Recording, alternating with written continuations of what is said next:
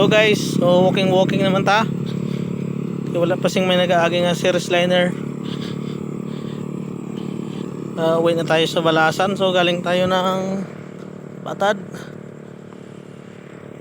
So may pinuntahan tayo na prospect natin na kliyente, pero unfortunately wala sila doon. Wala sila sa kanilang store.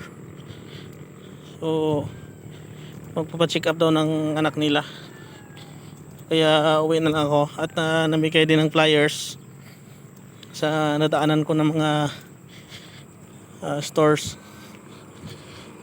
mga gasolinahan.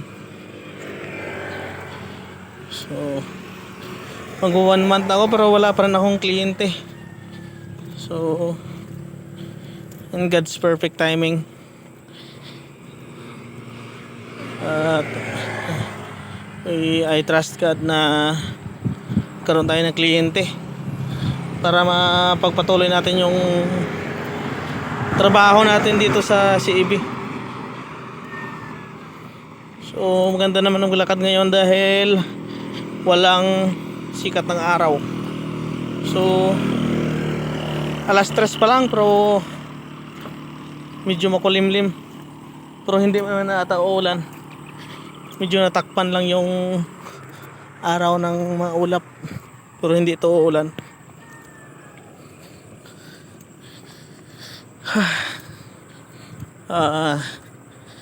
Ginagawa ko yung video na to para maging alaala kung halimbawa umalis na, halimbawa hindi man ako tatagal sa CEB,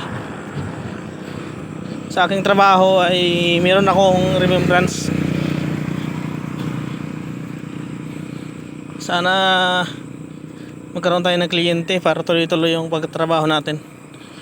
So I was assigned as an individual loan specialist. So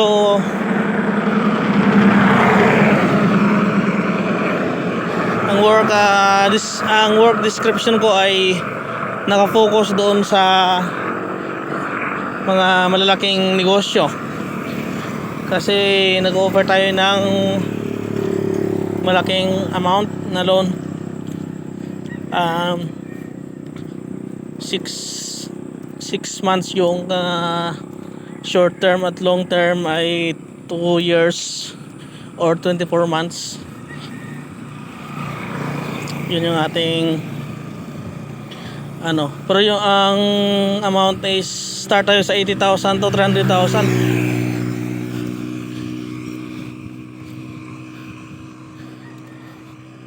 So enjoy lang tayo, lakad-lakad. Tapos may daanan tayo dito na store, so magbigay tayo ng flyers. Yun nga, hindi pa ako makapaggamit ng motor dahil kailangan pang i-registered sa company yung motor natin. May mga isda dito guys, oh. So hindi makita sa camera.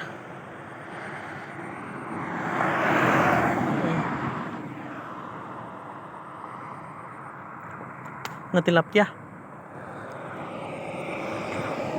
Maraming tilapia guys. Wala pa rin dumadaan na bus. Naglakad na ako siguro ng mga 1 kilometro na. Mas maganda rin to i-exercise din.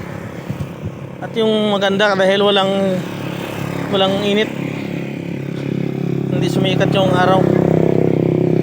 I mean, hindi siya matingkad yung sikat kahit alas 3 pa lang.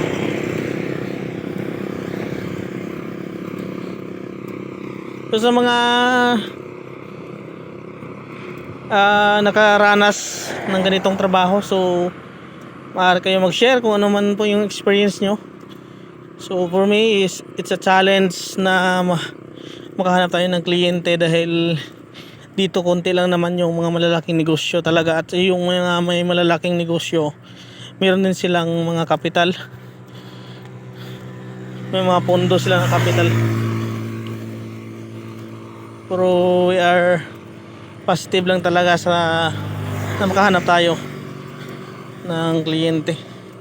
So yun kanina, yung pinuntahan ko ngayon, yun na sana yun, kasi parang desidido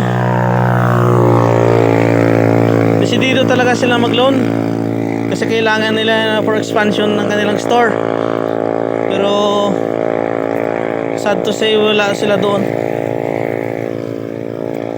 Yan ang raro.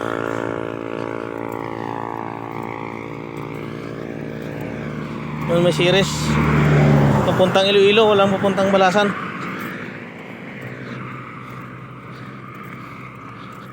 Lakad pag mag-time.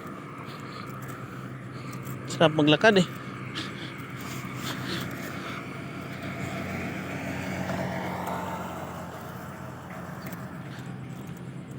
Tipid na sa pamasahe, exercise pa.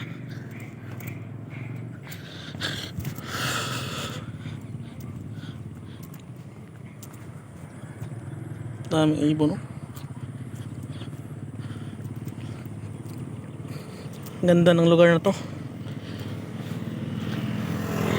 Dito maganda tumira sa ganitong lugar kasi pag gabi peaceful, wala maraming tao. Meron namang kapitbahay medyo malayo. Tsaka ang ganda dito mag-alaga ng mga hayop, mga manok, bibi, pato, tsaka baboy kasi malayo sa malayo sa kapitbahay. Hindi magrereklamo yung kapitbahay. Ito ay part na ng stansya.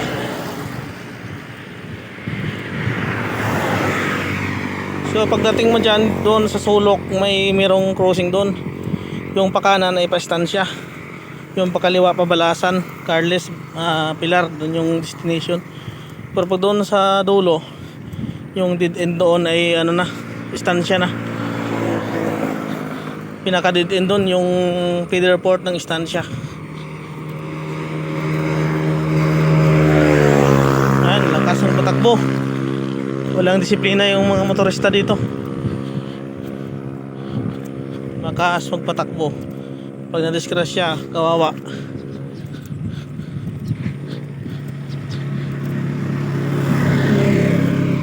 So dito lang muna yung video natin. Maabot tayo ng 7 minutes. Update lang to sa ating channel. Hindi pa tayo makapag-upload ng mga vlog natin patungkol sa farming dahil busy tayo dito sa Pero pag halimbawa tanggap naman natin pag hindi tayo papalaran dito sa aking work, balik ako sa pag-alaga ng hayop at yung small business ko, yung pag buy and sell ng mga livestock. Kasi meron na tayong mga subscribers na bumibili. Marami na tayong nabintahan or marami na tayong subscribers na nabahagyan ng mga manok or nabintahan. Dito lang muna guys. See you on my next video. God bless.